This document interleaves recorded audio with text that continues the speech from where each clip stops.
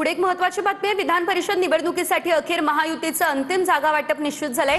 प्रचंड रस्सीखेच आणि जागांवरील दावे प्रतिदावे यानंतर 17 जागांसाठी तिन्ही पक्षांमध्ये एकमत झालंय।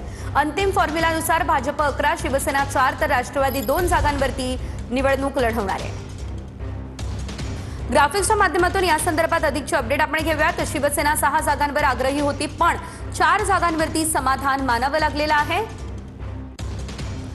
रायगडच्या जागेवरती राष्ट्रवादी आणि शिवसेनेने दावा केला होता,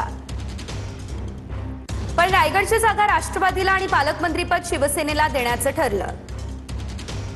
नाशिक आणि संभाजीनगर पैकी एक जागा भाजपला हवी होती। अंतिम बैठकीत नाशिकची जागा शिवसेनेला आणि संभाजीनगरची जागा भाजपला देण्याचा निर्णय घेण्यात आला। परभणी, हिंगोली, पुणे आणि रायगड या 3 जागांवर राष्ट्रवादी आग्रही होती। पुणे आणि रायगड या 2 जागा राष्ट्रवादीला देण्यात आल्या।